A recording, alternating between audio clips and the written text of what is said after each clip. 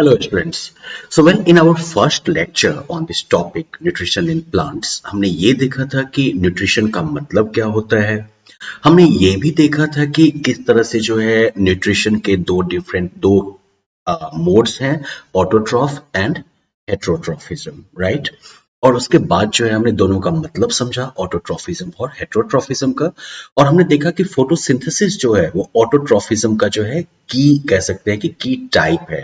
Okay, जहां पर organism chemical substances का यूज करके या नॉन कह सकते हैं कि इनऑर्गेनिक सब्सटेंसेस का यूज करके फूड बनाते हैं, उसमें जो है फोटोसिंथेसिस जो है वो एक की तरीका है, की प्रोसेस है ये। और ज्यादातर जो लाइफ है अर्थ पे वो इसी पर जो है सस्टेन करती है। उसके आगे फिर हम लोगों ने क्या पढ़ा, तो हमने देखा कि ऑटोट्रॉफिज्म जो प्लांट्स में होता है, इस प्रोसेस के बारे में हम लोगों ने जो है एक इंट्रोडक्टरी वीडियो भी देखा, जहां पर हमने फोटोसिंथेसिस के प्रोसेस को जो है बहुत ही समरी व्यू में देख लिया और समझ लिया। अब जो है आज के सेशन में हम लोग उसके फर्दर जो डिफरेंट रॉ मटेरियल्स रिक्वायर्ड होते हैं प्लांट्स में फोटोसिंथेसिस के प्रोसेस के लिए और जो फाइनल आउटकम होगा इसका, इस प्रोसेस को हम लोग जो है फिर वन बाय वन फिर से पढ़ेंगे। So let's start with the text now. Okay,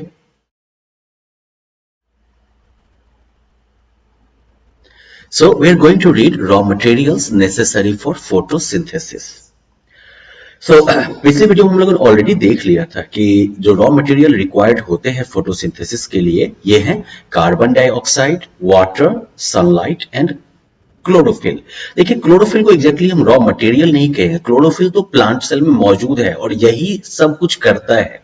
कह सकते हैं कि जितना भी चीज हम देख रहे हैं, कार्बन डाइऑक्साइड और वाटर और सनलाइट, इन सभी को मिलाकर फूड बनाने का जो प्रोसेस होगा वो कहां पर होगा, वो क्लोरोफिल में ही होगा। इसलिए हम लोग जो है चलिए अब इन सभी के बारे में एक एक करके पढ़ेंगे, कार्बन डाइऑक्साइड के बारे में, वाटर और सनलाइट सब के बारे में। सबसे पहले हम लोग शुरुआत करते हैं कार्बन डाइऑक्साइड से। नाउ द अंडर साइड हमने ये देखा था कि कार्बन डाइऑक्साइड जो है वो कैसे एब्जॉर्ब होता है एटमॉस्फेयर से, स्टोमाटा के रास्ते से जो है कार्बन डाइऑक्साइड एब्जॉर्ब करती है प्लांट की पत्तियां। ओके, तो बेसिकली प्लांट का जो नीचे वाला, पत्ते का जो नीचे वाला हिस्सा कभी देखेंगे ना आप, या पेड़ की पत्ती ले लीजिए, उसका नीचे वाला जो हिस्सा आप देखिएगा तो वहां पर जो है बहुत ही टाइनी टाइनी पोर्स होते हैं, छोटे छोटे बहुत छेद होते हैं।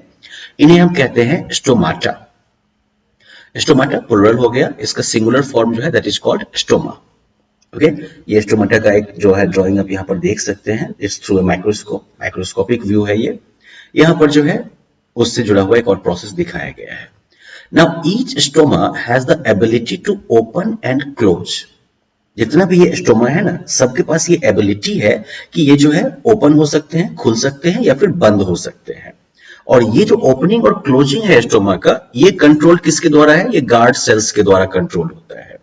देखिए ये स्टोमाटा हुआ आपका, स्टोमा के देखिए दोनों तरफ ये जो मौजूद है, these are called guard cells. Okay, ये गार्ड सेल्स हैं। इन गार्ड सेल्स के फंक्शन की वजह से ही जो है स्टोमा जो है वो क्लोज हो जाता है, लाइक इन दिस सिचुएशन, या फिर स्टोमा जो है वो ओपन होता है, like in this situation. Okay, now when the stomata open, air enters the leaves. Okay, जब भी ये स्टोमाटा जो है ओपन होता है, खुलता है जब ये, तो फिर हवा जो है वो पत्ती में घुसती है। ओके, और पत्ती जो है वो कार्बन डाइऑक्साइड लेती है हवा से अपना फूड प्रिपेयर करने के लिए। Now here you have an activity in your book which demonstrates that carbon dioxide is necessary for photosynthesis. Okay? ये एक्टिविटी जो है इसके थ्रू हम डेमोन्स्ट्रेट करेंगे कि कार्बन डाइऑक्साइड जो है वो फोटोसिंथेसिस के लिए नेसेसरी है। इसके लिए क्या क्या मटेरियल चाहिए हमको, तो एक तो गमले में लगा हुआ पौधा चाहिए, एक जो है वाइड माउथ वाला बोतल चाहिए, और एक स्प्लिट कॉर्क, जिसमें स्प्लिट कॉर्क हो। डाइल्यूट जो है हमें चाहिए पोटेशियम हाइड्रोक्साइड सॉल्यूशन, जिसे कि कॉस्टिक पोटैश कहते हैं, dilute iodine solution, alcohol, water bath, water dropper. Procedure देखते हैं। तो पहले क्या करना है कि आपको एक गमले में लगा हुआ प्लांट लेना है और इसे जो है 48 टू 72 आवर्स बिल्कुल अंधेरे में रखना है। ओके, इससे क्या होगा, तो well in this way we will like ensure कि कोई फोटोसिंथेसिस जो है वो ना हो और स्टार्च जितना प्रेजेंट था लीव्स में वो पूरा का पूरा यूज हो जाए। इस प्रोसेस को हम कहते हैं डी स्टार्चिंग। ओके, डिस्टार्चिंग वो प्रोसेस हुआ जिसके थ्रू लीव्स में मौजूद जो स्टार्च है उसको हम खत्म करवा देते हैं यूज करवा के।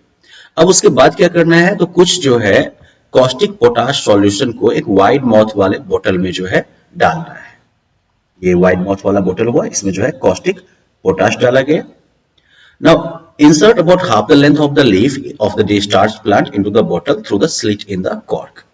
कॉर्क में जो छेद है उस रास्ते से जो है क्या करेंगे हम, तो एक पत्ती जो है डिस्चार्ज जो प्लांट है उसकी एक पत्ती जो होगी उसकी आधे हिस्से को जो है हम इस बोतल के अंदर डाल देंगे। ये कॉस्टिक पोटाश जो है ये बेसिकली बोतल में से कार्बन डाइऑक्साइड को एब्जॉर्ब करने का काम करता है। तो यानी कि अब इस बोतल के अंदर जो है कार्बन डाइऑक्साइड मौजूद नहीं होगा इस बोतल के अंदर मौजूद हवा में। ओके, अब इस प्लांट को हम ऐसी जगह पर छोड़ेंगे जहां पर कि सनलाइट मिलती हो, 2 दिन के लिए उसे छोड़ देंगे। अब उसके बाद जो है इस पत्ती को हम तोड़ेंगे और इसे अल्कोहल में जो है एक वाटर बाथ में डाल के इसे अल्कोहल से जो है बढ़िया से इसे धोएंगे ताकि इसमें मौजूद जो क्लोरोफिल हो वो घुल जाए। एक बार जब क्लोरोफिल डिजॉल्व हो जाएगा तो पत्ती जो है वो कलरलेस और ट्रांसल्यूसेंट हो जाएगी। अब इसके बाद इसके ऊपर जो है हम एक डाइल्यूट आयोडीन सॉल्यूशन ड्रॉप करेंगे। आप ऑब्जर्वेशन पढ़ाते हैं, कभी भी एक्टिविटी या एक्सपेरिमेंट के बाद आप ऑब्जर्व करते हैं, ऑब्जर्वेशन के बाद आप कंक्लूजन निकालते हैं ना। तो आप क्या ऑब्जर्व करिएगा कि आप ये नोटिस करते हैं कि पत्ती का एक हिस्सा जो है वो ब्लू और ब्लैक होने लगता है और कौन सा हिस्सा जो है वो ब्लू एंड ब्लैक होने लगता है। एक्चुअली कंक्लूजन ये है कि आयोडीन जो है वो बेसिकली स्टार्च के साथ बाइंड करता है और ये ब्लू एंड ब्लैक जो है कलर प्रोड्यूस करता है। जब आप पत्ती को जो है यहाँ पर जब हम आयोडीन बात करवाएंगे, यहाँ पर सॉरी अल्कोहल बात करवाने के बाद जब इसे आयोडीन में डालेंगे तो इस तरह से आपका पत्ता जो है वो दिखेगा। ओके, तो अब देखिएगा कि पत्ती का जो हिस्सा इस बोतल के बाहर था यानी कि जो कार्बन डाइऑक्साइड वाले एनवायरमेंट में था, है ना, वो जो है ब्लू एंड ब्लैक हो जाता है। ओके, जबकि जो हिस्सा इस बोतल के अंदर था वो जो है ब्लू एंड ब्लैक नहीं होता है। तो ये इंडिकेट करता है कि जो लीफ का वो पोर्शन जो कि इनसाइड द बॉटल था वो फोटोसिंथेसिस नहीं कर पाया और इसीलिए उसमें स्टार्च जो है वो नया नहीं बन पाया। क्यों नहीं कर पाया? क्योंकि इसमें जो मौजूद कॉस्टिक पोटाश था उसने सारे कार्बन डाइऑक्साइड को खत्म कर दिया था। तो ये प्रूव करता है कि कार्बन डाइऑक्साइड जो है वो फोटोसिंथेसिस के लिए नेसेसरी है। अब जब इस एक्सपेरिमेंट को आप अपने स्कूल लैब में करिएगा तो ध्यान रखिएगा ये कॉस्टिक पोटाश को सॉल्यूशन को जो है बहुत केयरफुली हैंडल करना है क्योंकि ये कोरोसिव होता है। कोरोसिव होने का मतलब क्या हो गया कि ये केमिकल एक्शन के थ्रू जो है ये डैमेज क्रिएट कर सकता है, तो आपके स्किन को नुकसान पहुंचा सकता है। तो चलिए अभी हमने क्या जाना, व्हाई कार्बन डाइऑक्साइड इज और like how carbon dioxide is essential for photosynthesis.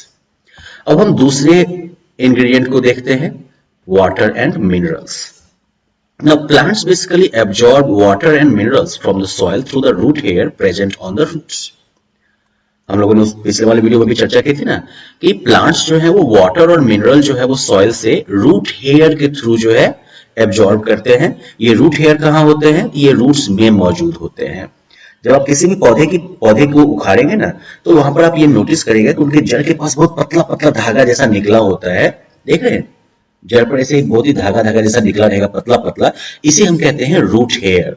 Okay, तो जो भी वाटर एब्जॉर्ब होना है और वाटर में जो मिनरल घुला होगा वो भी एब्जॉर्ब होगा, तो इस पूरे एब्जॉर्प्शन का प्रोसेस कहां पर होता है? इस रूट हेयर में होता है।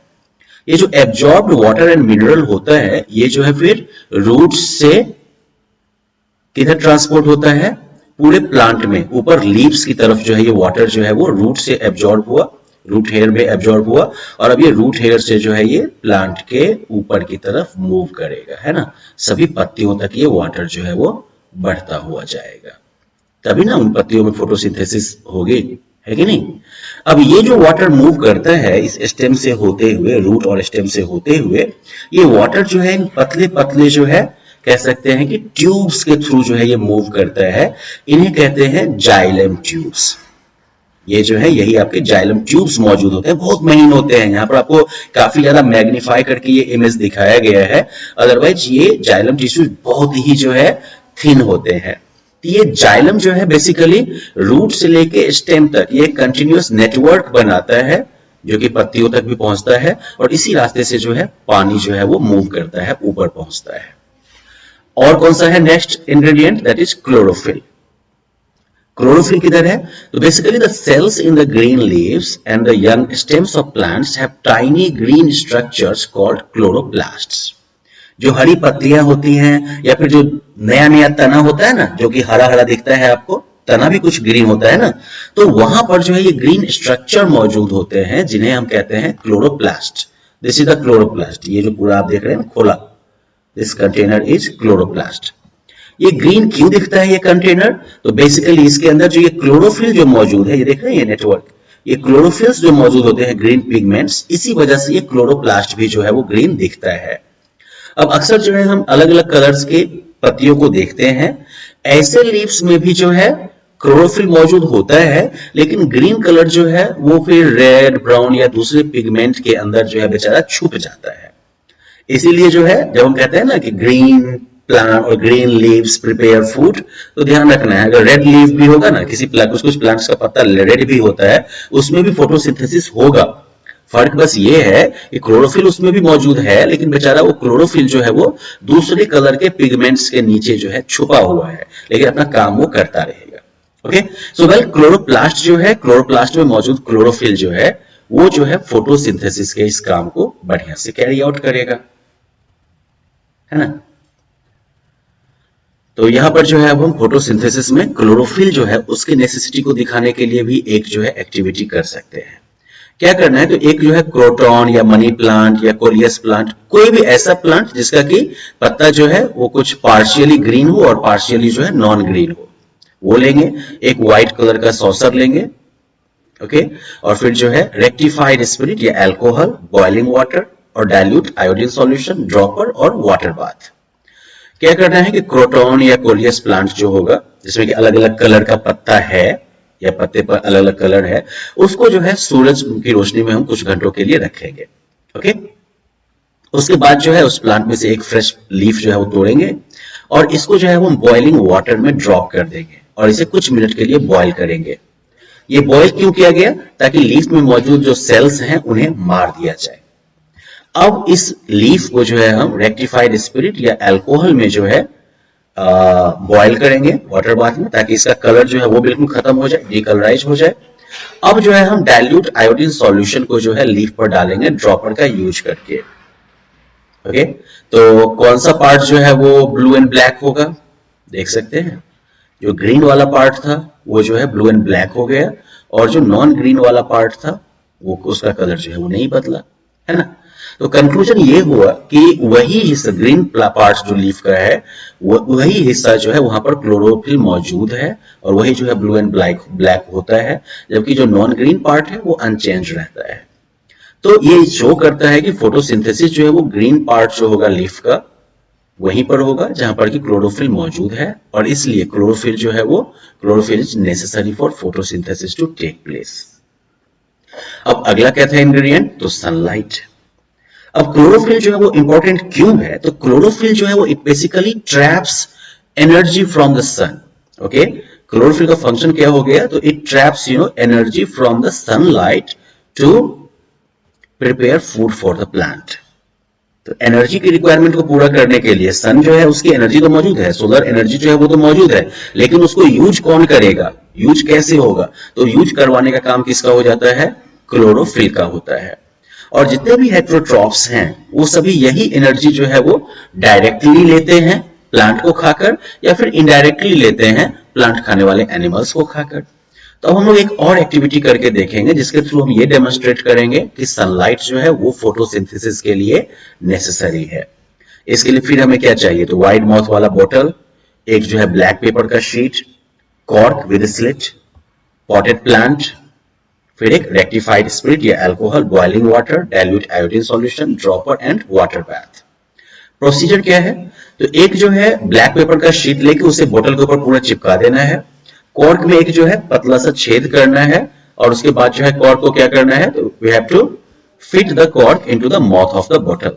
इसे जो है बोतल के मुंह में जो है फिट करते हैं, और जैसे एक्टिविटी 1 में प्लांट को डिस्चार्ज किए थे वैसे ही डिस्चार्ज करेंगे, और आधे लीफ को जो है पॉटेड प्लांट का जो आधा लीफ है उसको बोतल के थ्रू जो है जो स्लिट बना हुआ था कॉर्क में उसके थ्रू उसको बोतल में इंसर्ट कर देंगे। तो अब जो बोतल की ब्लैक कलर से कवर्ड है ना, तो इसलिए आधे को उसके अंदर डालेंगे बोतल के अंदर और बाकी पत्ता को जो है बोतल से बाहर रखेंगे और इस सेटअप को ऐसे जगह पे रखेंगे जहां पर प्लांट को सनलाइट मिले। 2 दिन के बाद फिर हम पत्ती को लेंगे, इसे जो है अल्कोहल में बॉयल करेंगे और इसे आयोडीन सॉल्यूशन में डालेंगे हम स्टार्च के लिए स्टार्च की टेस्टिंग के लिए।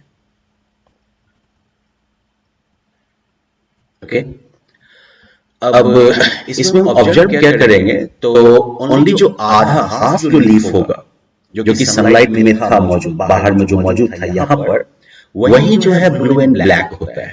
ओके, जो सिर्फ ये वाला जो हिस्सा है, यही हिस्सा जो देखिए यहाँ पर, यही ब्लू एंड ब्लैक होता है। तो पिछली एक्टिविटीज के बेसिस पर आप क्या गेस करिएगा, क्या यहाँ स्टार्च मौजूद है? यस, यहाँ पर स्टार्च मौजूद है। और जो बाकी हिस्सा है अदर हाफ जो इनसाइड ऑफ बोतल था, उसमें क्या होता है, तो इसमें जो है क्लोरोफिल तो मौजूद था और इसको जो है कार्बन डाइऑक्साइड भी मिला ही होगा जो बोतल के अंदर मौजूद होगा, है ना नहीं, और सॉइल से जो है इसको वाटर एंड मिनरल भी मिल रहा है। लेकिन चूंकि ये ब्लैक कलर के पेपर से ढका हुआ है तो इसमें सनलाइट नहीं जा रही है, तो इसलिए जो है इसमें जो है देखिए स्टार्च मौजूद नहीं है। तो ये शो करता है कि अगर सनलाइट ना मिले तो फोटोसिंथेसिस नहीं होगा। ओके, तो ये एक्टिविटी क्लियरली डेमोन्स्ट्रेट कर देता है। So finally we have talked about all the you can say key ingredients of photosynthesis and how we can perform activities to test their or to check how important role they play in photosynthesis, right? Now finally we have to talk about the site of photosynthesis, कि photosynthesis होता कहाँ पर है। So well, photosynthesis occurs in the chloroplasts of green leaves. Photosynthesis जो है वो green leaves के chloroplast में होता है। It also occurs in other green parts of plant such as the green stem of cacti, यानी कि जितना भी हरा वाला पार्ट है ना प्लांट का, समझिए वहां पर फोटोसिंथेसिस होता है। इंपॉर्टेंस क्या है फोटोसिंथेसिस का, तो वेल पहली बात तो ये कि photosynthesis is the process by which plants make food for themselves, तो इसलिए ये इंपॉर्टेंट है ना। ये फोटोसिंथेसिस एक प्रोसेस है जिसके थ्रू प्लांट जो है अपने लिए फूड बनाते हैं, तो इसलिए ये इंपॉर्टेंट है। इसके अलावा photosynthesis is the primary source of food production for all other living organisms in the world. जितने भी सजीव हैं दुनिया में, ज्यादातर के लिए ये फोटोसिंथेसिस ही जो है primary source of food production है।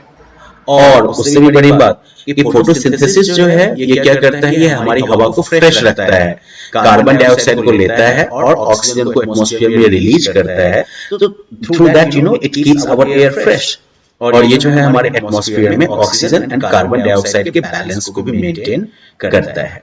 So now we are going to have another activity which will demonstrate that plants produce oxygen during photosynthesis.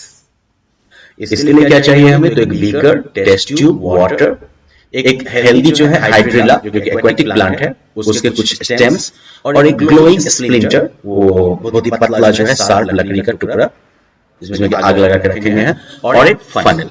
Okay, procedure क्या है, तो बेसिकली हम क्या करेंगे, हाइड्रिला प्लांट के स्टेम्स को जो है एक बीकर में डालेंगे जो पानी से आधा भरा होगा, देख रहे हैं ना, ये आधा भरा हुआ है पानी से। इसमें जो है हम हाइड्रिला प्लांट को जो है इस बीकर में डालेंगे और फिर क्या करेंगे, तो we cover the plant stems with glass funnel. हम इस प्लांट स्टेम्स को जो है कांच के ग्लास फनल से जो है कवर कर देंगे। Now invert test tube filled with water over the stem of the funnel. अब क्या करेंगे, एक टेस्ट ट्यूब को जो है उस जो फनल जो डाले थे इसके ऊपर से, फनल के ऊपर से जो है उस टेस्ट ट्यूब को डालेंगे और इस पूरे सेटअप को हम सनलाइट में डाल के कुछ समय तक इसको ऑब्जर्व करेंगे। सो ऑब्जर्वेशन में क्या आएगा हमारा, अब पाइएगा कि कुछ जो है धीरे धीरे जो है कुछ गैस के बबल्स जो होते हैं वो ऊपर टेस्ट ट्यूब की तरफ उड़ने लगते हैं। अब अगला प्रोसीजर क्या है हमारा, कि जब तो ये दिखा रहा है कि कुछ ना कुछ गैस जो है वो रिलीज हो रहा है। अब नेक्स्ट हमारा प्रोसीजर क्या है कि जब टेस्ट ट्यूब जो है जब वो गैस से भर जाता है तो इसे हम बीकर से निकालेंगे और इसके मुंह के पास एक जलता हुआ जो है स्प्लिंटर लेके आएंगे। ऑब्जर्वेशन में आप क्या देखिएगा कि स्प्लिंटर जो है वो अचानक से जलने लगता है तेजी में, जो हल्की सी चिंगारी थी वो अचानक से फ्लेम में बदल जाती है। अब आपको पता है कि ऑक्सीजन जो है वो एकमात्र गैस है जो कि कंबस्टन को सपोर्ट करता है, नहीं तो इसलिए बर्निंग स्प्लिंटर जो है वो दिखाता है कि फोटोसिंथेसिस में जो गैस प्रोड्यूस हुआ था वो क्या है, ऑक्सीजन है। वेल देन हमने जो है आज के लेसन में ये देख लिया कि कौन कौन से की इंग्रेडिएंट हैं फोटोसिंथेसिस के लिए और उनके उनके इंपॉर्टेंस को टेस्ट करने के लिए हम क्या एक्टिविटी कर सकते हैं, और साथ साथ हमने एक्टिविटी देखा जिसके थ्रू हम ये प्रूव कर सकते हैं कि फोटोसिंथेसिस में क्या रिलीज होता है, फोटोसिंथेसिस के प्रोसेस में जो है ऑक्सीजन जो है वो रिलीज होता है। Now in our next session we will talk about like what other I guess how other nutrients are produced, है ना, क्योंकि ये तो सिर्फ कार्बोहाइड्रेट प्रोड्यूस करने का तरीका हुआ ना, और दूसरे कौन कौन से न्यूट्रिएंट्स जो है वो प्लांट्स जो है वो क्रिएट करते हैं या प्रोड्यूस करते हैं, उसके बारे में हम अगले सेशन में पढ़ेंगे। और उसके अलावा जो हेटेरोट्रॉफिक मोड ऑफ न्यूट्रिशन है प्लांट्स का, उसके बारे में हम लोग जानेंगे अगले लेसन में। Okay, thank you.